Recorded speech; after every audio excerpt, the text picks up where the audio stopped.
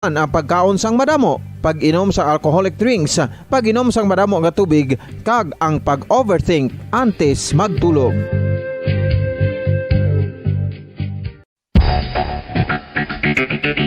Ang husto nga paggamit sang earphones o kon headphones.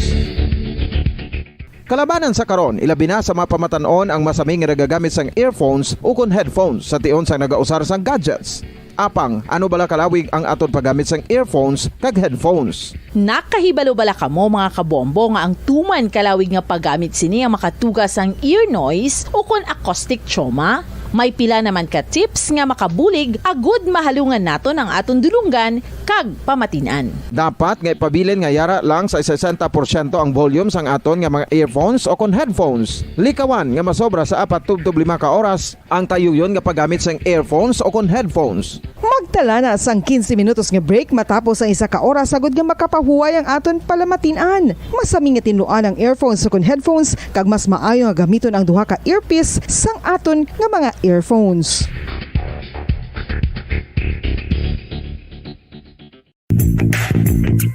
Sa karon nga may ginapangatubang nga pandemic, importante nga halungan gid ang ikayong lawas.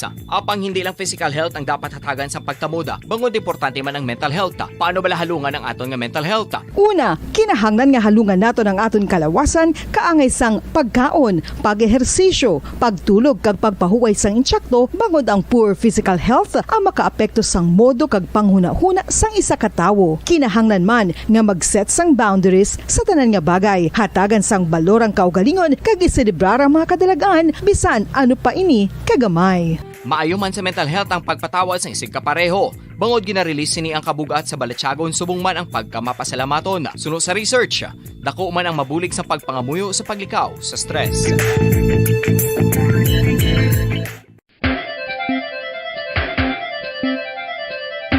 Ang talaba. Sino bala ang hindi maganahan magkaon sang talaba? Magluwas sa manamit sini nga sabor, ang talaba ang nagaunod man sa calories, protein, fat, vitamin D, thiamine, niacin, vitamin B12, iron, magnesium, phosphorus, zinc, copper, manganese kag selenium.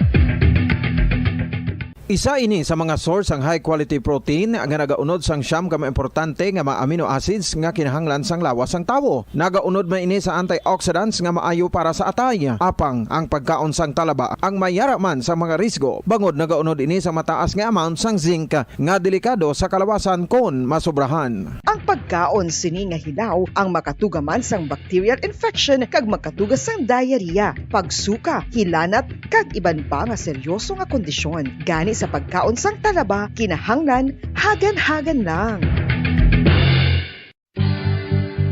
Oral disease, nagapadayon nga seryoso nga public health problem sa Pilipinas. Ang prevalence sang dental caries sa mga permanent teeth ang nagapabilin nga mataas sa 90% throughout the years. About 92.4% sa mga Filipinos ang may tooth decay, kag 78% ang may gum disease o kon periodontal diseases, santo sa report nagikan sa DOH. Bisan pa nga ini ang preventable o kung matapna, ini nga balatian ang nagapikto sa halos kada Filipino at one point or another sa iya nga pagpangabuhi. Ang pag-practice sang good oral kag dental hygiene kaangay lang sa paghalong kag pagtatap mo sa imo kaugalingon. Nagatap na ini sang bad breath, tooth decay, gum disease, resulta ang healthy nga baba. Ang healthy nga baba o kon mouth, maayo nga indicator nga maayo man ang imo lawas. Gani halungan gid ang aton nga dental health. San o ikaw ulihi nga nag-ilis ang sponge nga ginagamit mo sa paghugas sa mga kitchen utensils? Ang kitchen sponge mga kabombo, ang mas mahigko pa sa toilet. In fact, ginpahayag sang microbiologists nga ang mga butang nga ginagamit naton sa pagtinlo sa mga dishes ang pinakahigko nga bagay sa balay. Sa isa ka pagtuon nga na-publish sa journal nga Scientific Reports, ang spongy bacterial colonies ang mas delikado sa aton ikaayong lawas. Bangod sini, ginarekomendar sa mga researchers nga dapat islan ang sponge sponge kada simana. Ang kitchen ang lugar sa aton balay kung sa diin nagasugod ang mga new bacteria. Bangod sa human traffic kag food preparation. Bangod ang sponge ang masami nga warm, mabasa kag matrace ang old food. Ini ang ideal nga breeding ground para sa bacteria. Suno sa pagtuon, maayong idea nga tinluan ang sponge kada tapos gamit. Apang ginasuggest sa mga researchers nga regular nga islan ang kitchen sponge. Ang kitchen ang lugar sa aton balay kung sa diin nagasugod ang mga new bacteria. Bangod sa human traffic kag food preparation. Bangod ang sponge ang masami nga warm, mabasa, kag may trace ang old food. Ini ang ideal nga breeding ground sa para sa bacteria. Suno sa pagtuon, maayo nga idea nga tinluan ang sponge kada tapos gamit, apang ginasuggest sa mga researchers nga regular nga islan ang kitchen sponge. Yari na! Guyod ng katotohanan, 5 dekada nang nagtatanggol sa mga mamamayan. Patuloy na nagsasaliksik at mabilis maghatid ng mga balitang siksik at malaman. Patuloy na nangunguna sa mga issue, drama, promo at serbisyo publiko. Ito ang Bombo Radyo Bacolod, ang pambansang radyo ng Pilipinas. Paradyo Bombo! Bombo Radyo Bacolod. Paradyo Bombo! 2 minutos ang nabilin antes ang alas 7 saga. Welcome din sa pagpangalaga sa Bombo Report Second Edition adlaw sa Martes, petsa 8 sa bulan sa Pebrero sa buong 2022. Ikaduhang adlaw sa Martes, ikaduhang bulan sa buong year 2022. Subong aga mangin kaupod ang inyong alagad si Bombo Erlin Bayonita. Updara kita asala sa 7 ang atak na subong aga sa pagdulong sa inyo sa dugang mga balita lokal. Ato nga naman sa pagasugod sa campaign period para sa mga kandidato nga nagapadalaga na sa national post para sa Mayo 9 nga pinili ay maya pila diri ka mga panumdom ang Commission on Elections sa mga nagapadalagan kadungan naman sa pag-kick off sa campaign period sa buong Pebrero 8 sa piyaka sining COVID-19 pandemic. Preparado naman ang aton ng mga otoridad sa pagpatuman sa mga restrictions and minimum health protocol kadungan sa pagsugod sa campaign period because timayatag sa mga rallies ang mga kandidato subong nga adlaw. Sa mga nagkalain-lain ng mga kabanwahanan kag probinsya diri sa aton sa may pungsod Pilipinas. Kalabanan na diri nga mga presidential aspirants mayara sang proklamasyon sa may first day sang campaign period sa ilatag sa mga bailiwick. Sa ilagay na dala nga mga baluarte bala pero sa kaya Manila Mayor Isko Moreno, Senador sa Panfilo Lacson, kag Manny Pacquiao, kalaki pa naman si Vice President Leni Robredo nga nagpapili bilang pinakamataas nga elected official sa Republika sa Pilipinas. Siyempre si Labor Leader Leody de Guzman ang magmarka man sa unang adlaw sa kampanya dito sa may bantayog ng mga bayani sa Quezon City. Istoryanta ni karon na dugang sa Bombohanay Big Time. Yari na ang Bombo Network News. Bombo Network News. And the KBP Golden Dome for Best Radio Newscast at Metro Manila goes to Bombo News, DWSM, Star FM, Bombo Radio. At ngayon, ang inyong tagapagbalita. Magandang umaga Pilipinas, anumang oras sa mundo, narito ang Bombo Network News Morning Edition, Pebrero 8, 2022. Napapanood din tayo sa Facebook at YouTube channel ng Bombo Radio Philippines sa ulo ng ating mga balita. Mga presidential candidates, kanya-kanyang aktibidad sa kick-off ng campaign period ngayong araw pero ang COMELEC muling nagpaalala sa campaign at health protocols. Si Pangulong Rodrigo Duterte naman wala umanong ikakampanya o susuportahang presidential candidate habang inaming nag-iimpake na raw siya ng mga gamit o uwi na umano sa Davao City sa susunod na buwan. Samantala sa ibang headlines, ang Department of Justice maaring mag-issue raw ng Immigration Lookout Bulletin laban sa kontrobersyal na si Pastor Apollo Kibuloy na may kinakarap na patong-patong na kaso sa Amerika. Pagka-delay naman sa certified list of voters, hindi makakaapekto sa halalan ayon yan sa COMELEC. Isa namang Pinay OFW sa Saudi Arabia nagpapasaklolo sa Bombo Radyo matapos inabuso sexual at hindi raw pinapakain ng kanyang ahensya. Abangan mamaya sa ating international news, ang Britanya at North Atlantic Treaty Organization o NATO nagdagdag na rin ng mga sundalo sa Eastern Europe. Sa sports balita naman, Pinoy Olympian AJ Obiena handa muling makipag-ayos daw sa Patafa para makabalik na rin sa listahan ng mga national athletes. At sa ating entertainment news, misis ng aktor na si Luis Manzano na si Jessie Mendiola, huling sabak na raw sa sexy pictorial bago ang 30th birthday ngayong taon. Mula sa Bombo News Center Makati, ko pong inyong kurma, si Bombo Elmaracol. At ako naman si Bombo Jane Buda. At ngayon sa detalye ng ating mga balita. The Vote 2022 Campaign Trail Update. Mga kabombo ka-Star Nation, simula ngayong araw ng 90 days na campaign period para sa mga kandidato sa national positions. Para doon sa maraming mga kababayan, ito na ang tinaguriang greatest show on earth, ang pinakakabangang kampanyahan ng mga politiko saan-saan man dako ng ating bansa. Kaya gagawin ng mga presidentiables ang kanilang mga proclamation rallies o kick-off ng kampanyahan. Maki-update tayo sa ang mga lugar ang kanilang campaign rallies o kaya naman ay proklamasyon ng mga presidential candidates. Mga detalye na yan mula kay Bombo Dennis Samito. Nakahanay na, Bombo Elmar, ang mga aktibidad at gayon din, siyempre yung trabaho ng Commission on Elections ngayong araw para sa pagsisimula ng kampanya para sa national positions. Ibig sabihin ay pupwede nang maglibot ng alinsunod sa mga panuntunan ng COMELEC. Siyempre kaakibat yung mga paghihigpit ng poll body. At karamihan sa mga aktibidad ay mamayang hapon na yan, Bombo Elmar. May mga event din ngayong umaga pero ito'y mga support activities lamang.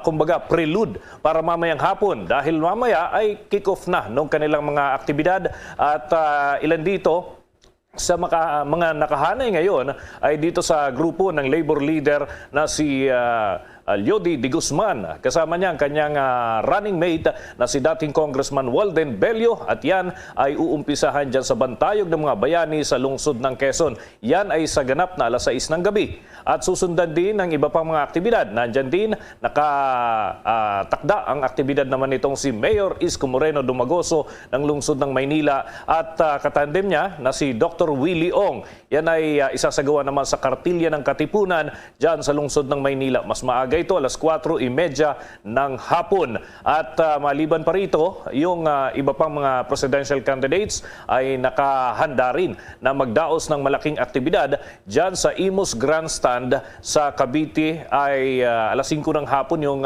event naman ni Senator Panfiluping Lacson at Senate President Vicente Tito Soto III ng Partido Reforma.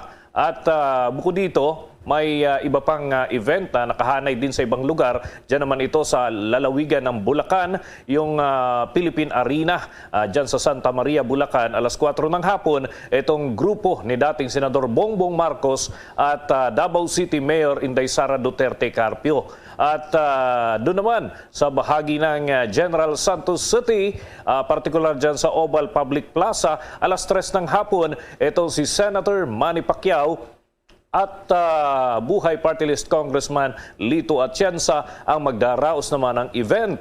Habang dun sa Kabikulan, partikular na sa Plaza Quezon, Naga City, 5:30 ng hapon, si Vice President Leni Robredo at Senator Kiko Pangilinan ang magdaraos naman ng kanilang kick-off event dyan sa naturang lugar. Ang iba pang mga presidential candidates sa Bombo Elmar, may mga event din naman sila habang ang ilan ay nagpasabi na hindi pa ngayon yung pagsisimula nila nung kanilang malalaking aktibidad. Itong si Ernesto Abella. Kung matatandaan mo, Bombo Elmar, dati itong tagapagsalita ni Pangulong Rodrigo Duterte. Ito ring si Norberto Gonzales. Ito naman ay dating Defense Secretary during Arroyo administration at isang doktor at abogado na si John Montemayor na tumatakbo rin bilang presidente. At itong si Faisal Mangudato ay isang negosyante na kumakandidato rin bilang Pangulo, Bombo Elmar.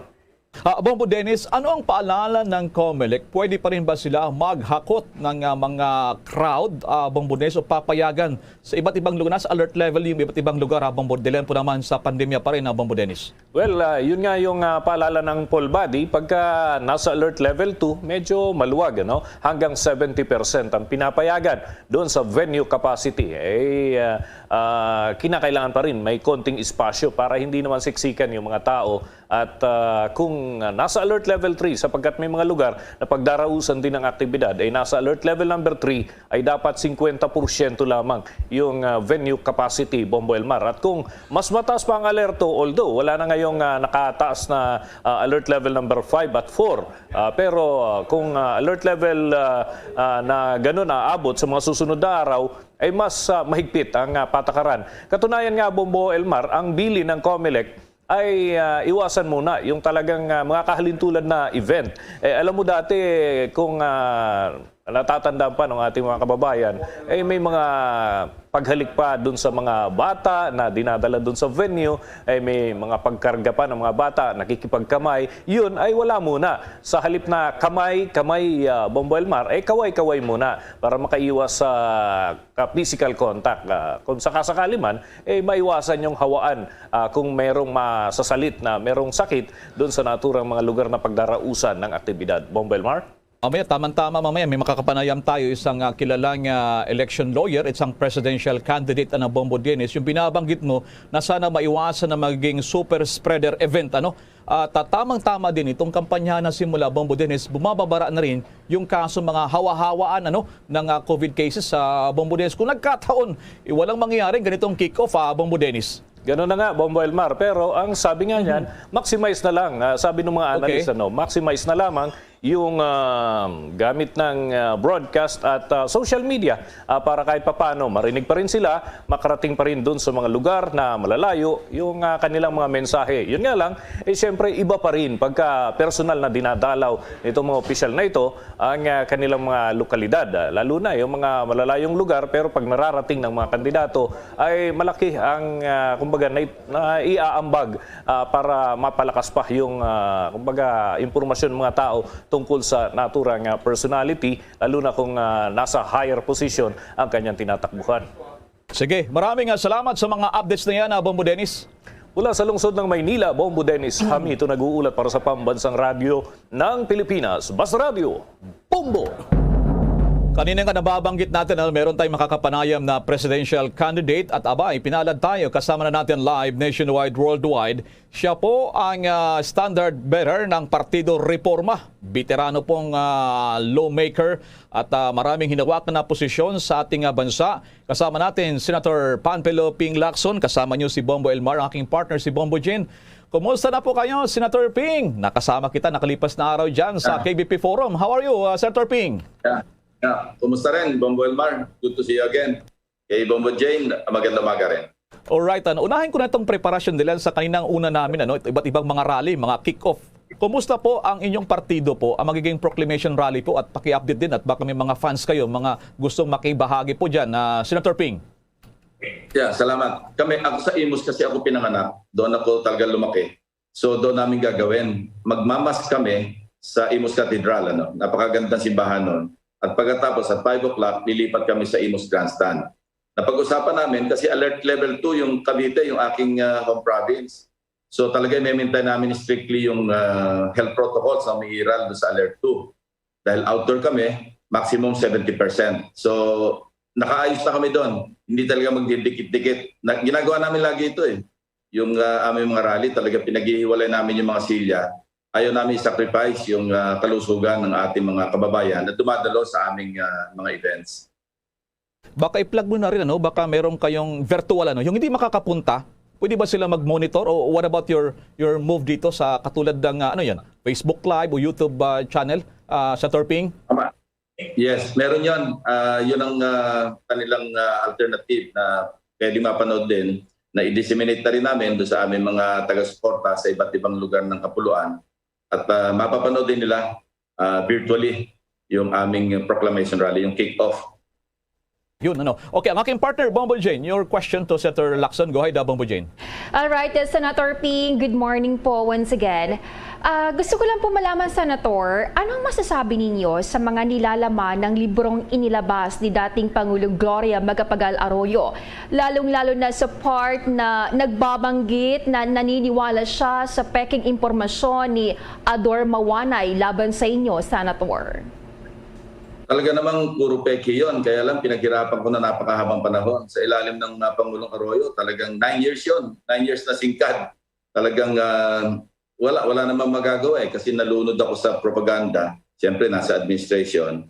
Marami akong dinanas na hirap. Yung kay Ador Mawanay, yung kina Rosbad, kina Gerald Corpus, Victor Corpus, ang sinasabi, meron akong $300 million na naka-stash sa US at iba-iba pang lugar. Noong lumabas nga yun, nagtataka ako, sinulatan ko yung regional director ng Citibank sa Hong Kong, doon naka-base. At binigay ko yung mga account numbers na di umano, Citibank account numbers na pag-aari ko raw. E nung dumating yung sagot, after 1 or 2 weeks, ang sinasabi, puro peke nga, puro dubious, hindi totoo. Pero inilabas ko yon, wala rin nagawa kasi talagang lunod ako. At kawawa itsura ko na. Pero huli man daw at na-correct din. So, okay na rin. Matagal ko na rin talagang pinatawad. Maski hindi siya humingi ng tawad sa akin. Matagal ko na sila lahat pinatawad. Dahil ako, very forgiving talaga ako, Bombo Jane. Pero, Senator, itinuturing po ba ninyo ito bilang public apology ng dating presidente sa kanyang mga nagawa na nagpasira sa inyong pagkatao at naglagay sa inyo sa miserableng buhay ng kung ilang taon, Senator? Whether or not public apology, it doesn't matter to me anymore. Ang importante sa akin, mabalik lang yung aking dignidad at yung aking honor. Ito yung naging condition ko rin kasi nag-file ako ng libel sa kanila, pati sa Philippine Daily Inquirer, at nagkaroon kami ng pag-uusap nung nasa korte na yung libel case. Sabi nila, marami silang mga ino-offer. Sabi ko, hindi, simple lang. Isang maliit na public apology na ilathala ninyo, maski sa tabi ng obituary, ilagay nyo doon. Basta ibalik nyo lang yung dignidad ko, ibalik nyo lang yung honor ko, okay na ako. Never mind yung mga damages na ipinel ko doon, laban sa inyo.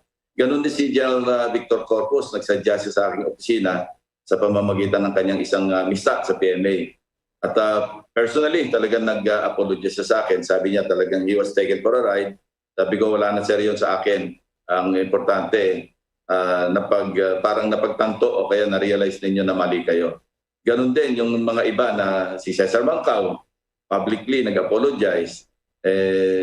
Ganon talaga ang buhay, Bombo Jane, Bombo Elmar. Alright, Senator Ping, madako muna tayo with your indulgence dyan sa may bahagi ng Central Visayas. Nasa linya po ang Bombo Radio Cebu. Meron pong katanungan sa inyo. Go ahead, Bombo Radio Cebu. Good morning, Senator Ping. Lumulutang sa mga presidential forum at interviews na lamang kayo kumparar sa ibang mga presidentiables kung ang kahandaan sa pagtugon na problema ng bansa ang pag-uusapan. Bakit po di kaya ito tumatatak sa mga surveys?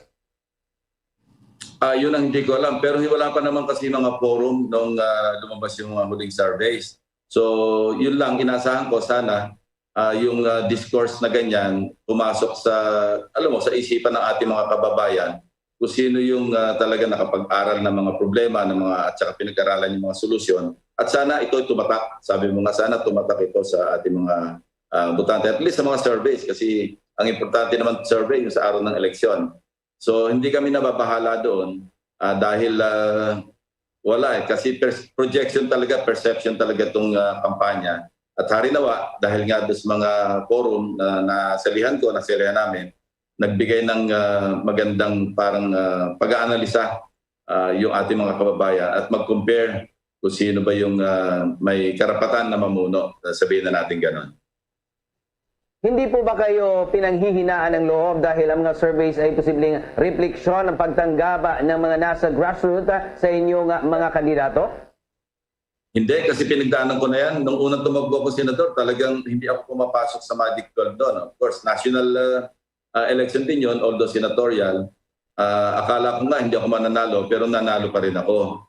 So, yung mga sumunod din, ganun din. So, whether or not accurate yung survey, or meron kami pagkukulang, tuloy-tuloy gumagawa rin kami ng mga adjustments, nag-recalibrate ng aming estratehiya para sa pagkampanya. Kasi talagang abnormal yung sitwasyon Merong COVID-19, hindi normal yung galaw ng mga politiko. So, siyempre nananaig yung kandidatong nakapaghanda sa social media at kung ano pang ibang alternative means para ma-communicate yung kanilang mga plataforma. Hari naman nga itong mga forum, yung mga debate na lumabas.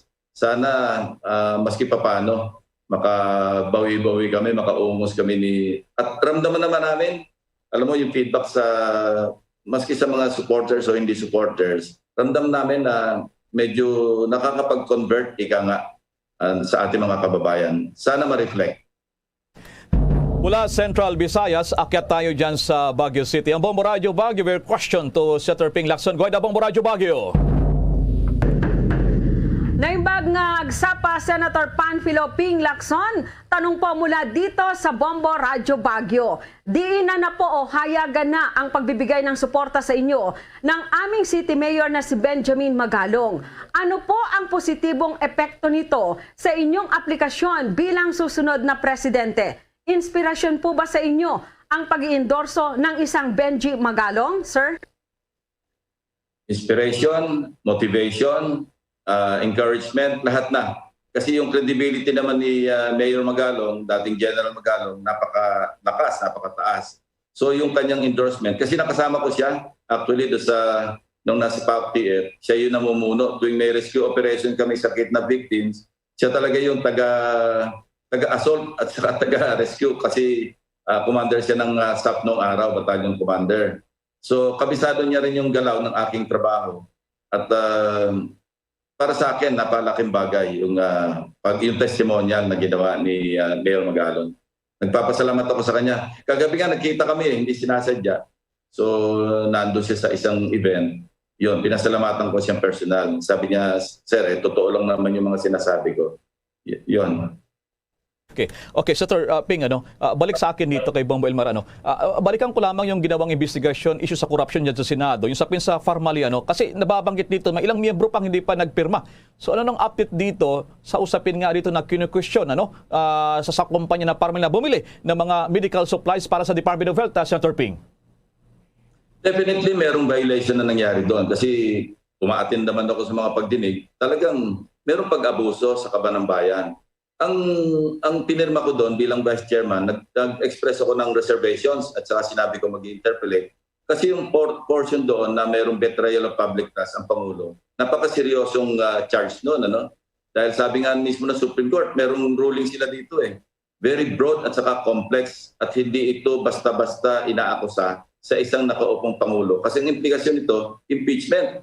Kasi sa ilalim ng ating saligang batas, ang betrayal of public trust, pwede ma-impeach ang isang Pangulo. So hindi pwedeng basta na lang ito pirmahan at aprubahan nang walang mahabang diskusyon, deliberasyon, ipakita. Sabi ko nga, kung makakita ako ng compelling evidence, masuportahan yung betrayal of public trust ng Pangulong Duterte, pipirma ako sa pag-adapt ng resolution. Pero unless makita ko yung compelling evidence na yon, kaya nga sabi ko, with strong reservations.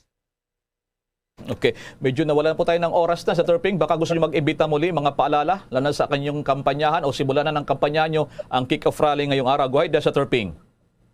Maraming salamat, Bombo Elmar. Ang panawagan ko lang, sana maging mapanuri yung ating mga botante at tingnan nila ang qualification, ang competence ng mga kandidato. Sabi ko nga doon sa ating forum, di ba, tatandaan mo, takot tayong manakawan, pero pagka-election naman, may mga binoboto tayong magnanakaw. Hindi ko maintindihan talaga yun. The irony of it all. Maraming salamat, Bombo Elmar. Alright, maraming salamat. Reforma Standard Bearer Panfilo Ping Lacson. Good luck po. Maraming salamat. Good morning po sa Senator Ping. Thank you. Alright. Samantala, balik tayo sa ating mga pagbabalita at inabot din yata ng 2 linggo bago bumalik ang Pangulong Rodrigo Duterte sa kanyang Talk to the People. Kagabi muling nagsalita ang Pangulong Rodrigo Duterte kasama kanyang mga cabinet members, ang mga miyembro ng IATF. Abay, hindi na iwasan ng Pangulong Duterte na mag-issue rin ng kanyang mga pananaw sa pagsimula na rin ng kampanyahan at issue sa politika. Ano pang ibang mga detalye na yan, Bongbong Raymond, na tinutukan kagabi, Bongbong Raymond? So, sinasabi mo, welcome back kay Pangulong Duterte. Bongbong Raymond, go ahead. Tama ka dyan, Bombo Elmar. Makalipas nga ang 1 linggo, buong linggo last week na hindi niya pagharap sa publiko, ay muling humarap sa taong bayan si Pangulong Duterte sa kanyang regular na Monday night Talk to the People. At bago mag-alas 10 kagabi ay sumayang papawid ang Pangulong Duterte at maliban sa government response sa COVID-19 pandemic ay naging highlight din na kanyang mensahe yung usapin ng lalapita na halalan sa Mayo. At dito ay tahasang sinabi ng Pangulo na wala raw siyang ikakampanya o kaya ay suportahan na kandidato sa pagka-presidente at sa ngayon. Pero kung meron daw compelling reason na kinakailangan niya itong ikampanya, ay gagawin niya, pero baka sa bandang huli na ng kampanyahan, Bombo Elmar. At sinasabi naman niya na lahat daw ng mga aspirants for now ay kwalipikado na maging presidente. At ito, pakinggan natin yung bahagi ng naging pahayag ni Pangulong Duterte. Wala akong almost all of the candidates in one way or the other communicated to me na makipag-usap, hingi ng suporta. I may in the end, if I see that it would be my advice and maybe endorsement would help kung kailangan. But at this time, I am saying that I'm not supporting anybody. Gusto ko kasi maglabas na puro ko kaibigan. Unless there is a compelling reason really for me to change my mind and decide to support a candidate. But until now, wala akong nakikita na danger.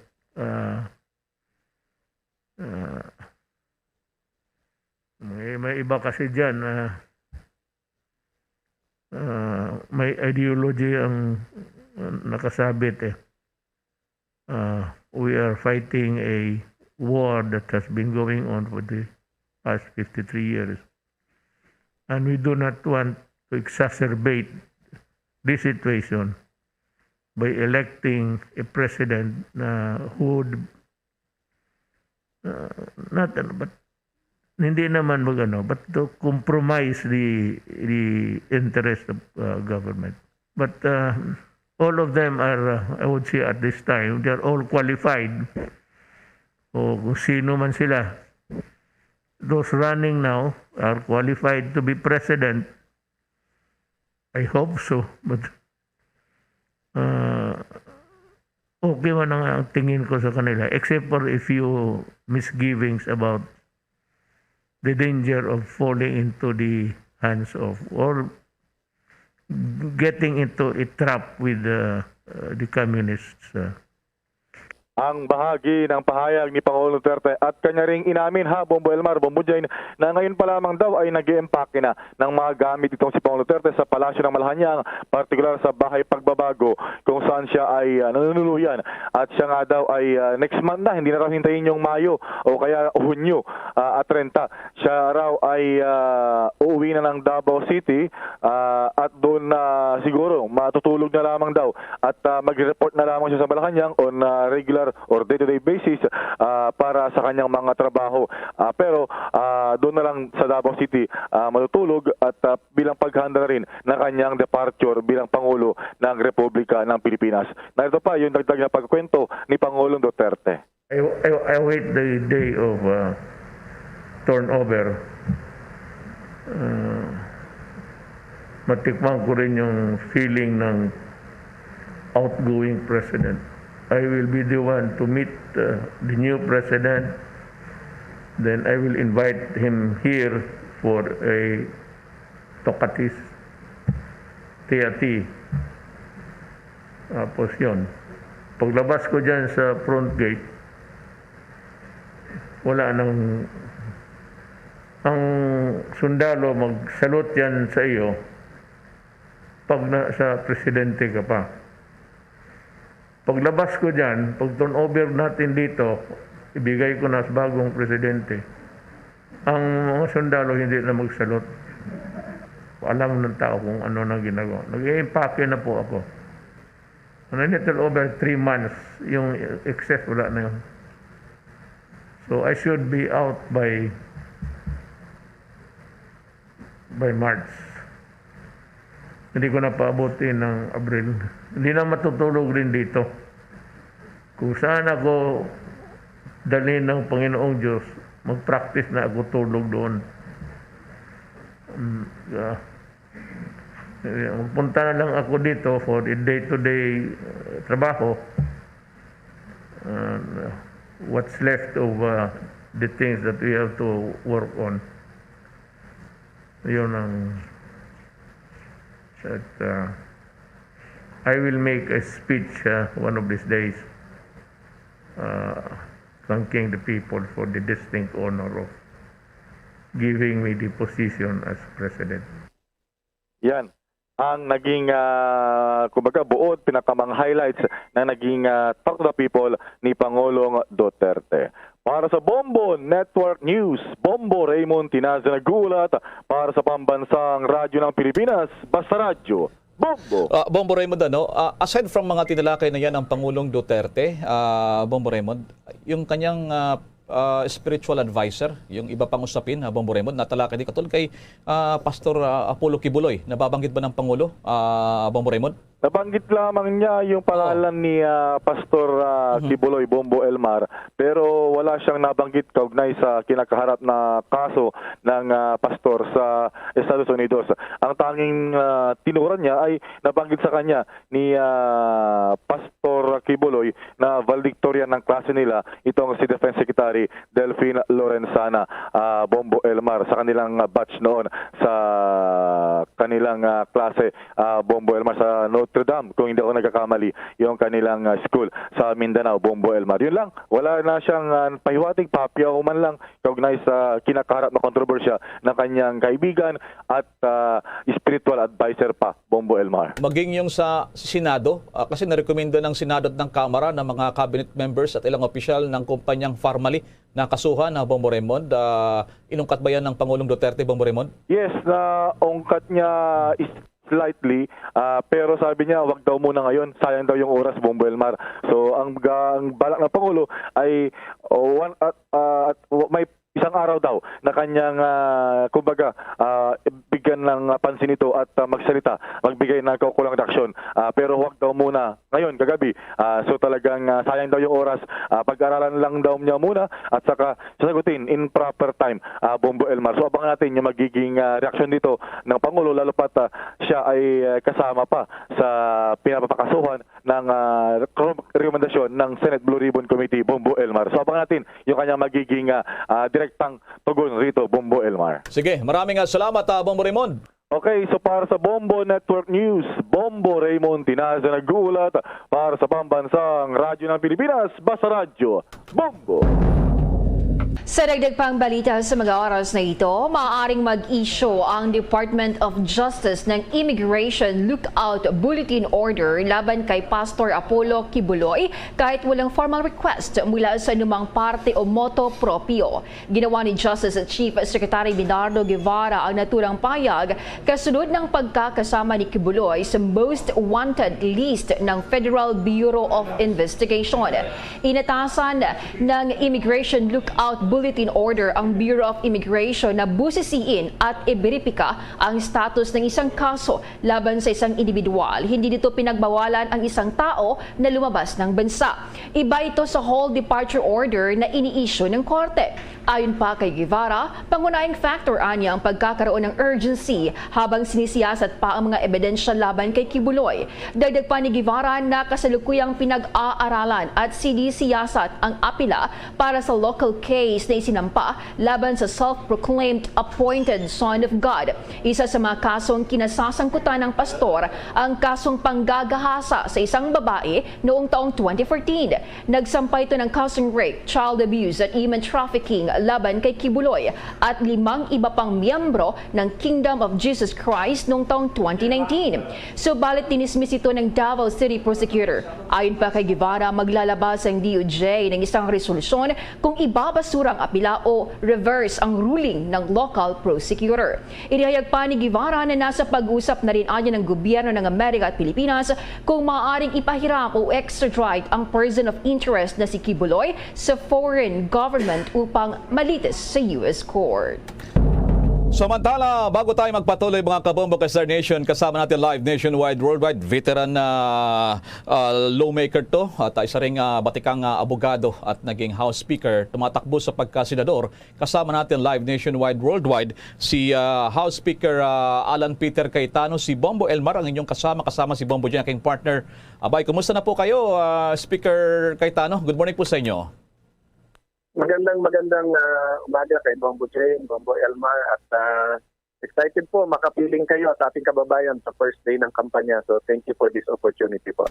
Okay, nababanggit mo itong unang araw ng kampanya, 90 days simula ngayong araw, may binabanggit kayo ng mga paalala, eco-friendly campaign. Ano pong ibig sabihin ito, Senator Cayetano, sir? Well, nag-uusap po kasi kami ng aking may bahay ni Lani at ng campaign team at syempre yung napag-uusapan namin that politicians don't always lead by example o kaya yung minsan lawmaker naging lawbreaker.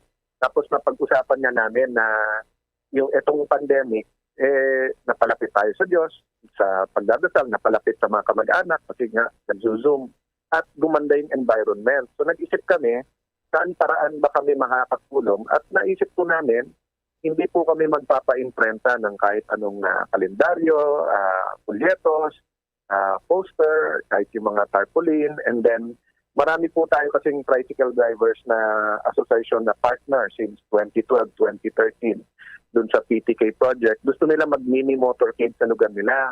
Sabi namin, sayang yung gasolina tapos yung hangin. So, ang ginagawa namin ngayon, pakiusap, mag-internet na lang, Facebook. Tapos, kung talagang gusto nila sumuporta, magtanim ng puno o kaya mangrove or kung nasa syudad sila, ay magsimula sila ng urban farming. Sa ganung paraan, tingin ko, mas meaningful pa yung campaign at mas maalala nila yung kandidato nila sa Senado. Okay, so parang environmental friendly ha? Pati pala sa mga hikayat nyo na magtanim ha? Ganun ba, Speaker Cayetano? Ilang pong toneladang basura po ang nakukuha sa bawat syudad after the campaign period. And except yung tarpaulin na ginagamit pang bubong-bubong, di ba? Yung ibang materials, tinatapon na lang, pati yung mga baller ID. So, I'm in a good situation. Blessed na tayo na medyo kilala tayo nung iba. Kaya sabi ko, kailan pa natin sisimulan yung ganitong klaseng kampanya? So, hopefully po, makita nung iba na pwede ka naman pala manalo na hindi po nagdudumi sa kapaligiran, pinoprotektahan yung environment. So, magpa-file kasi tayo ng napakaraming bills na maganda sa environment pero tayo mismo. And then, katulad nung sa motorcade, gustuhin ko man at ako mahilig po mag-motorcade. Gusto ko makita po yung mga tao, yung smile. Ang problema po, nagdidikit-dikit din mga tao. So, baka pagka nagkahawaan pa sa COVID, hindi mapaliwanag sa kanilang anak. Bakit? Pag mga anak nila, kailangan social distancing. Pero pagka may kandidato, nabasa ng bahay lahat.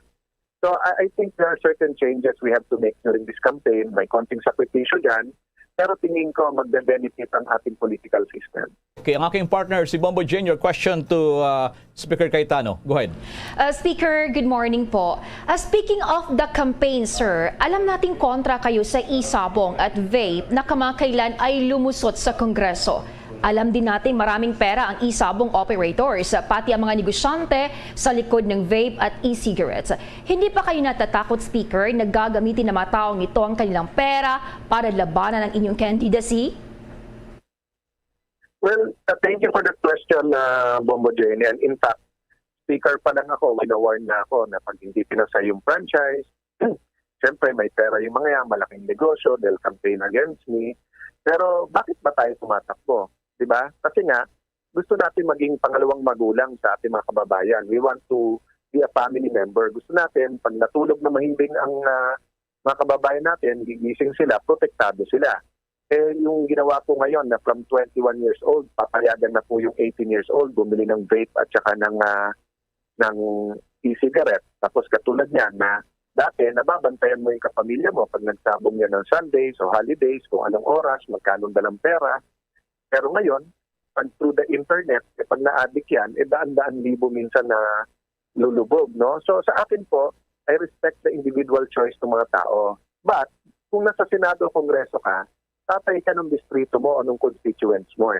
So di bali na pong mawalan ng konting suporte at boto, basta naman nakakatulong po tayo. And yun po ang pakiusap ko sa mga tumatakbo at even sa mga senador at congressman ngayon at sa ating Pangulo na ibito yung mga batas na makakasakit sa ating kabataan. Alright, Speaker Cayetano, tumatakbo sa pagkasyador. Baka may panghuli kang last minute po na mga panawagan at kick off po ngayon. Go ahead, briefly. Go ahead, Senator Cayetano, sir.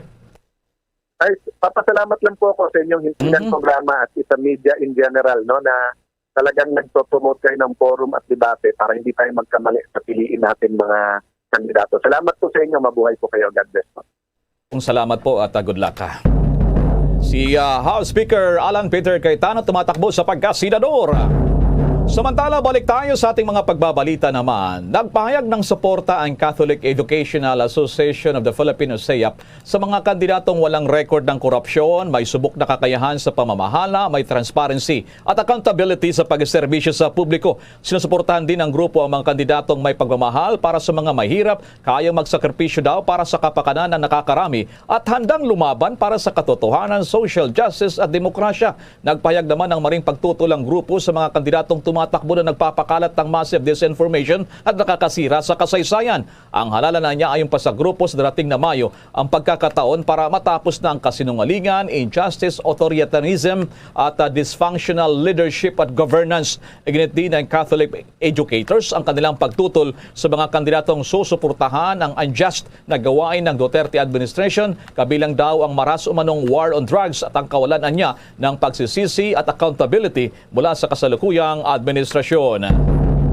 Samantala naman, iniulat ng Department of Health na mas maraming kaso ng mga variant ng Omicron at Delta ang natukoy noong February 6. Sa isang ulat, sinabi ng Department of Health, University of the Philippines sa Philippine Genome Center at UP National Institute of Health na 702 kaso ng Omicron ang natukoy mula sa 744 na mga sample na pinagsunod-sunod. Ang sequencing run para sa mga sample ay isinagawa naman noong January 30. Bilang kadagdagan, 936 na mga sample ng pinagsunod-sunod ng UP PGC Diliman, UP PGC Visayas at Research Institute for Tropical Medicine noong February 6 ay nagbunga yan ng 867 Omicron variant cases. Ayon pa sa ulat, mula sa 1,569 na kaso ng Omicron, 1,458 ang local, 76 ang mga pabalik o umuwi na overseas Filipino, habang ang natitirang 35 ay patuloy pa na binibiripika. Bukod pa rito, 72 kaso lamang ang active, 1,403 ang naka-recover, 90 ang na-verify, 4 na kaso naman ang namatay. Samantala, sinabi ng Department of Health na 16 pang Delta variant cases ang nakita sa dalawang pinakabagong sequencing run. Idinagdag ito na lahat ay local. Sa parehong pahayag, sinabi rin ng kagawaran na ang kabuang bilang ng mga kumpirmadong kaso ng Omicron at Delta variant ay nasa 2,722 para yan sa Omicron, habang mayroong 8,663 naman na mga kaso ng variant ng Delta. Samantala naman, ang patuloy na epektibong pagtutulungan ng Department of Education Department of Health at Department of Interior and Local Government ay naging susi sa pagtutulak ng DepEd na palawakin pa ang limitadong face-to-face classes, gayon din ang pagbabakuna sa mga school children sa buong bansa. Sinabi ni Education Secretary Leonor Biones na sa panig ng DepEd patuloy itong pinagtitibay pa ang kanilang shared responsibility framework sa pamamagitan ng pagpagtulungan sa Department of Health at DILG. Ang pagtutulungan ay naglalayon daw na matiyak na ang patakaran para protektahan ang mga stakeholder ng edukasyon ay maayos naman sa tatlong ahensya. Ang DILG sa ring naman na pangunahing stakeholder para sa progresibong pagpapalawak dahil sa hindi maaaring magsimula ang face-to-face classes sa mga lugar na nasa ilalim ng Alert Level 3 at Alert Level 4. Samantala, bago tayo magpatuloy, pinalad tayo dahil sa araw po ngayon ng unang kampanyahan, kasama natin sa pong batikang abogado, kilalang election lawyer, dating Justice Secretary, at kasama na natin live nationwide, worldwide, kasama si Bombo Elmar, si Bombo Jane, Secretary Alberto Al Agra. Si Bombo Elmar rin yung kasama. Good morning sa iyo, Secretary Agra. Magandang umaga, Elmar, at salamat sa inyong paanyaya. Finally, nandito ako sa programa mo. Okay, finally nakita na namin kayo sa YouTube at Facebook, nakikita rin kayo. Kayo po ay naghain sa COMELEC ng petisyon upang payagan yung ilang gamitin ng mga kandidato, mga materyales at iba pa sa mga kampanyahan. Ito ba ay sarili ninyong hakbang, personal, o may kinakampihan po kayo? Ano po itong inyong inihain dyan sa COMELEC, Attorney Agra, sir? Una, Elmar, dun sa tanong mo kung para sa particular ba to na kandidato or political party, the answer is hindi, na para sa lahat ito. Final ko to as a lawyer, as a teacher, as a taxpayer para pag ito ay mag-grant ng ating Commission on Election, ito ay makakatulong sa lahat ng kandidato at sa lahat ng political parties, Elmar. So again, ang layunin ng petition na ito ay kasi maraming dating bawal na ngayon pwede na under the Fair Election Act. Pero kahit wala nang pagbabawal, ang ating Commission on Election hindi naman niya pinapayagan. Maliban na lamang kung magkaroon ng petisyon na ito nga yung ginawa natin, Elmar. Ang halimbawa dito, hindi na bawal ang billboard, hindi na bawal ang pamimigay ng t-shirt. Pero kahit na hindi ito bawal, hindi naman siya nakasaad sa COMELEC Resolution 10730, Elmar. So in other words, sabi mo makakatulong pala ito. Example ka ng mga bagay-bagay na dapat payagan sa kampanyahan ay pamimigay ng mga kandidato, Secretary Agra. Halimbawa, alcohol dispensers, lalo na ngayon. Halimbawa, t-shirt. Halimbawa, paggamit ng billboards. Halimbawa, pamimigay ng lighter or ng pamaypay or ng mga kalendaryo. Wala yan sa ating COMELEC resolution. Bagamat hindi siya bawal, hindi naman siya pinapayagan ng malinaw ng ating COMELEC. Kaya ito nga ang layunin ko, yung mga hindi naman bawal ay i-regulate at payagan ng ating Commission on Election, Elmar. So ganun po ba? Kaya pala. So ganito po, sa ibang banda po, Secretary Agra, ngayong unang araw ng kampanyahan, talagang kakaiba, pambihira. Dati kasi walang pandemya. Punta tayo sa mga do's and don'ts. Ano yung mga bawal sa kampanyahan pala? Kasi I understand, ito'y tinatalakay mo. Do's and don'ts, hindi pa pwede. Yung dating paghalik doon sa mga bata, pagpasok sa mga bahay. So ano pa yung mga paalala nyo po bilang isang kilalang election lawyer, Attorney Agra? Siguro, una, bawal ang close proximity. Anong ibig sabihin nun? Bawal ang handshake, bawal ang halik, bawal ang kapitbisig, bawal ang yakap, bawal din ang selfie, Sa mga rally na maraming proclamation rally mamayang hapon, ito ay bawal, hindi ka rin pag in-house campaigning, hindi ka rin pwedeng pumasok sa bahay ng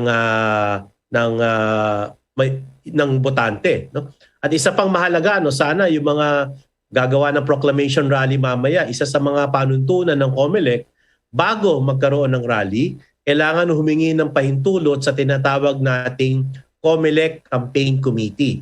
Itong COMELEC Campaign Committee na to ay binubuo ng Commission on Election, Kapulisan, Department of Health. Kaya bago mag-rally, kailangan na may pahintulot at kailangan din magpasabi sa ating mga election officers. At after the rally, kailangan naman yung mga campaign staff mag-submit ng isang affidavit or katibayan na sila ay sumunod sa health protocols. So dahil sa pandemya, dadagdagan ang mga regulasyon at mga pagbabawal sa kampanya, Elmar. Ang aking partner si Bombo Jane, your question to Secretary Agra. Go ahead, Bombo Jane. Hello, Secretary. Magandang umaga po sa inyo. Secretary, sa ibang topiko naman ito, no, ano po sa tingin ninyo ang posibleng magiging epekto sa darating na halalan ngayong wala pong ini-endorso na presidential candidate ang administration po? Oo. Again, wala namang batas na nagsasabing kailangan may endorso or wala namang nagsasabing batas na ikaw ay mapaparusahan kung ikaw ay may na-endorso. No? Kasi ang ating Pangulo at ang ating mga cabinet secretaries at ang ating mga election of mga local government officials, pwede sila mangampanya. Pero again, pwede mangampanya pero kalayaan nila kung sino ang kanilang susuportahan at hindi susuportahan. Ang kampanya naman, dalawang bagay ng kampanya eh. Iboto mo si ganito or wag mong iboto si ganito. No? So, ano yun? Either for or against a candidate, Jane. Balik sa akin na Secretary Agra, meron bang deadline? Usapin to ng mga disqualifications. Wala akong binabanggit usapin to ng mga nakapending na cases. It's too close na. Mayo ng eleksyon. Meron bang deadline dyan sa pag-settle ng mga commissioners ng COMELEC ng mga disqualification case? Di ba pa, Secretary Agra? Oo, lahat naman ng mga ng hukom, no, at mga administrative agencies na merong nakalagay na period for them to decide. Alam naman natin hindi naman mandatory 'yon, no. Hopefully makapag-decide sila within the soonest possible time, pero kahit na magdesisyon na ang division, hindi 'yun ang huling hakbang, no. Dahil from the division, pwedeng umangat sa en-banc, and from the en-banc pwedeng pumunta ng Supreme Court. In certain instances, pwedeng from the division, pwedeng rumekta sa Supreme Court. No? Halimbawa, dahil urgent or isa siyang constitutional na issue or napakalalim na issue, kaya pwedeng i-bypass or laktawan ang ating COMELEC and bank. Pero syempre, depende sa Supreme Court kung pakikinggan nila ang ganitong uri ng petisyon dahil hindi dumaan sa tradisyonal na proseso, Elmar. Okay, nako, so napakahabang proseso pala. Isa pang punto na lamang, wala tayong COMELEC chairman, may dalawang commissioner. At this point in time in our history, ano ang dapat sa tingin mo mamuno na isang COMELEC commissioner? Secretary Agra? Again, may minimum requirements sa ilalim ng ating saligang batas sa usapin ng edad. Ang chairman, ang chairperson kailangan ay abogado for at least 10 years. No? Pero again, these are minimum requirements, Elmar. So, depende sa ating presidente dahil siya ang mag-a-appoint. At alam natin na dadaan din sa Commission on Appointments ang pag-confirm ng appointment ng presidente. Sana makapag-appoint ng ating Pangulo sa lalong madaling panahon, lalong-lalo na malapit na ang May 9, Elmar. Alright, maraming salamat sa mga matatalinong pananaw niyo po. Attorney Alberto Al-Agra, dating Justice Secretary, election lawyer, isang professor po. Maraming pong salamat. Stay safe at good luck po sa iyo, Attorney Al.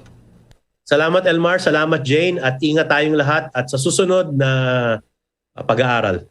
Marami pong salamat. So yan ang ating mga tips at mga paalala po mula po sa isang kilalang election lawyer.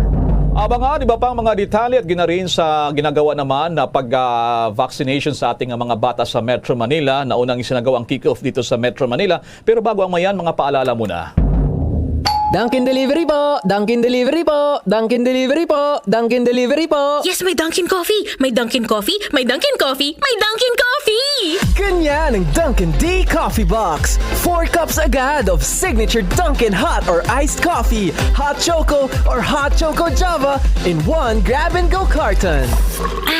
Bukas, Choco Java naman! Choco Java naman! Choco Java naman! Choco Java naman! Para 4 cups agad, Dunkin D Coffee Box!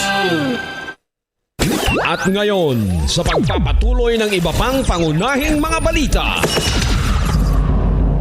Sa dagdag pang mga balita sa oras na ito, iba't ibang LGU sa Metro Manila, kanya-kanya ng gimmick sa unang araw ng bakunahan ng 5 taong gulang pataas. Alamin ang detalye sa live report ni Bombo Marlene Padiernos.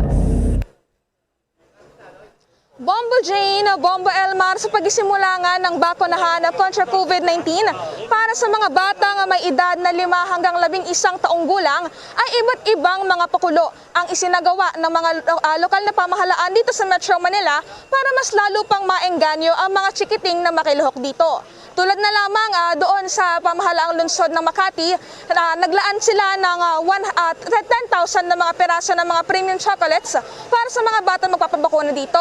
Ayon kasi kay Makati City Mayor Abby Binay, ginagawa nila ito upang masiguro na magiging masaya at hindi traumatic ang vaccination experience ng mga bata.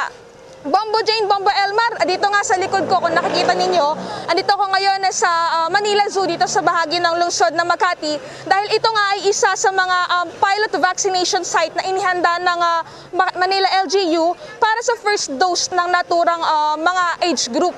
Bali, may mga naabutan nga tayo ng mga bata dito na maaga pa lang ay nagtungo na para mag-abang at para magpabakuna kasama ang kanilang mga magulang.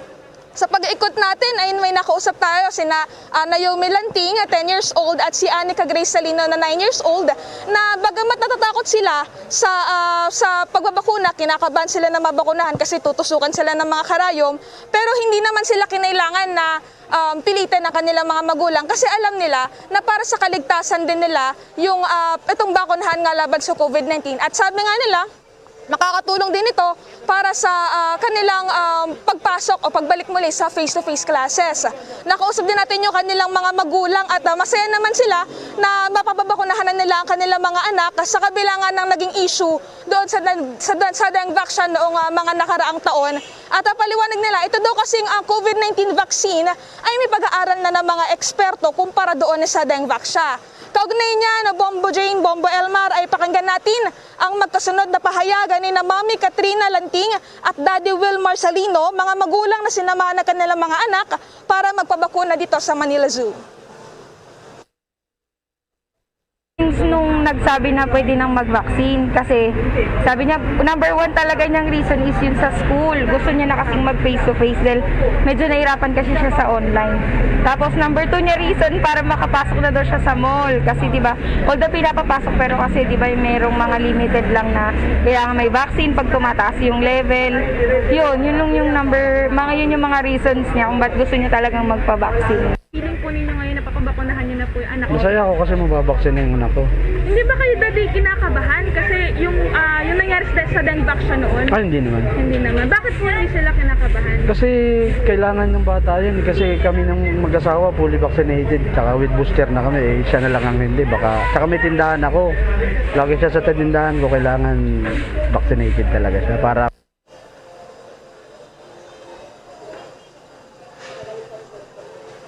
Yes, go ahead, Bombo Marlene. Yan ang tinig ng mga magulang natin nakapanin dito sa Manila Zoo.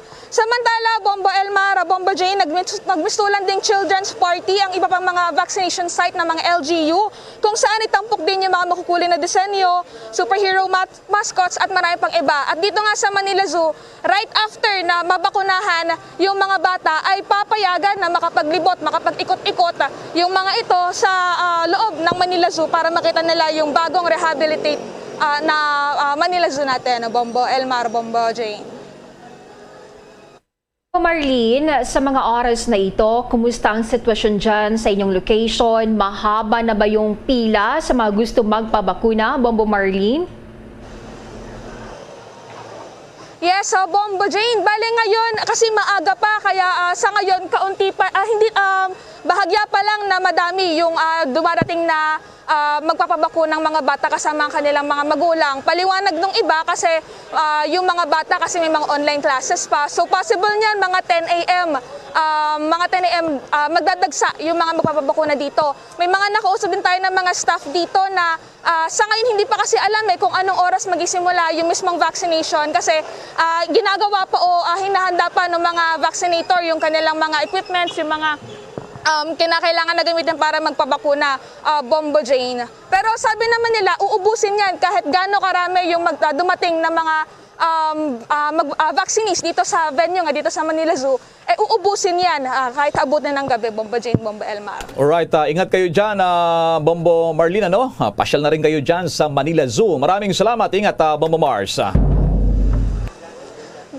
Maraming salamat. Mula dito sa bahagi ng lungsod ng Maynila, ako po si Bombo Marlene Padiernos, nag-uulat para sa Pambansang Radyo ng Pilipinas, Basta Radio, Bombo! Samantala naman doon sa Pateros, kinansila ang ilang mga kasiyahan. Mga pabahay, ibinahagi ng Manila LGU. May pagulat si Bombo Jovino Galang.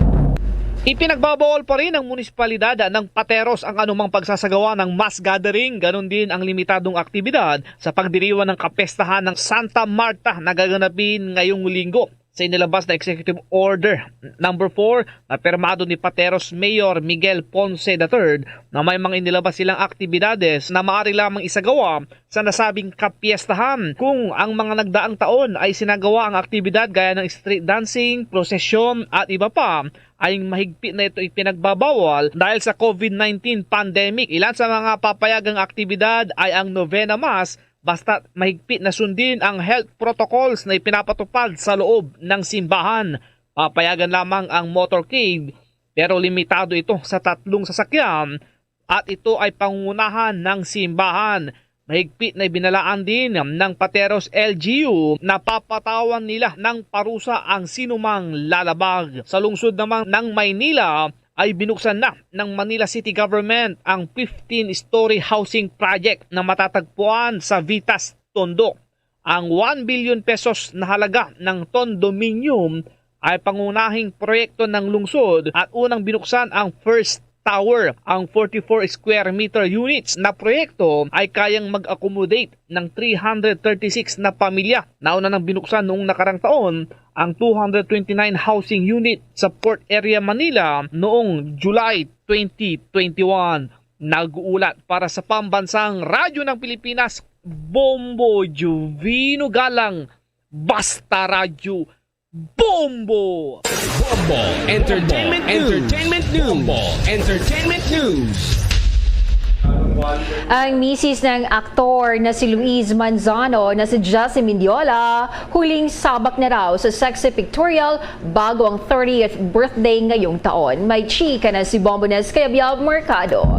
Nilinaw ni Jessie Mendiola na sariling desisyon nito ang pagsabak muli sa daring pictorial dahilan upang gulatin nito ang fans sa tema bilang sexy cowgirl. Mismo ang 29-year-old actress ang nag-post online sa kanyang larawan kung saan agaw pansin ang suot na kulay puting swimsuit dahil kita na ang pisngi ng kanyang puwet at halos sumilip na ang dibdib at ari. Tinernohan niya ito ng cowboy hat at kulay puti rin na boots.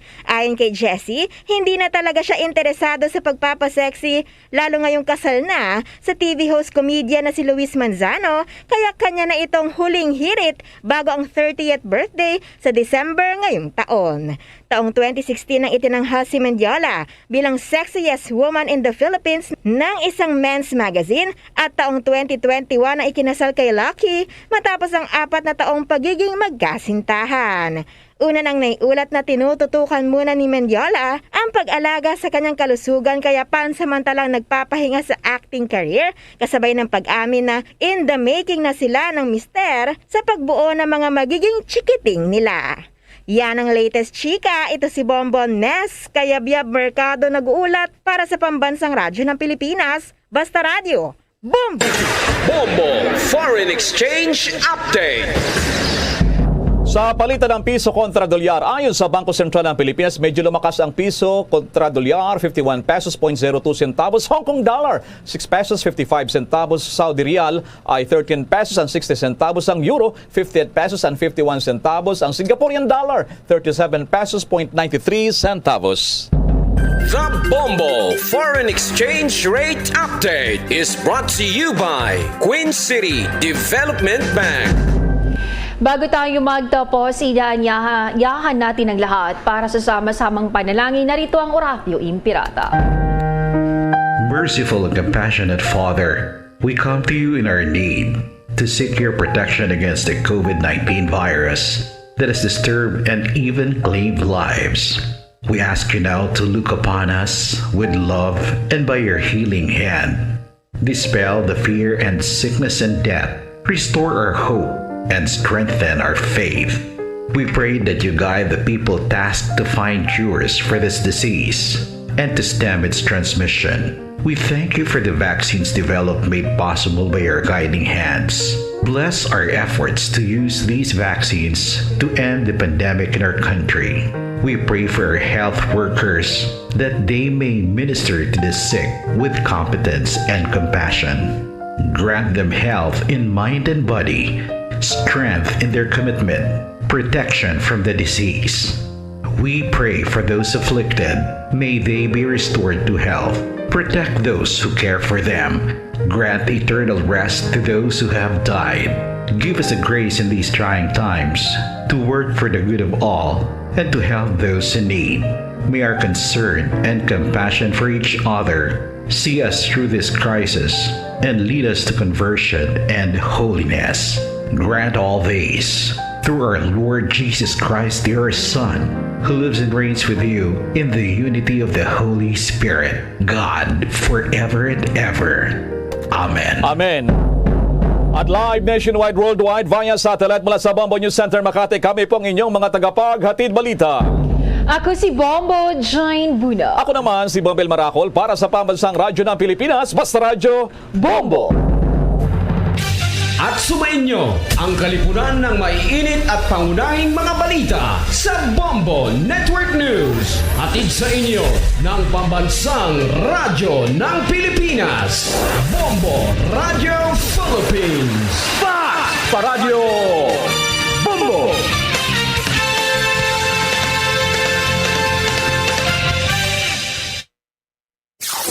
Limang dekada nang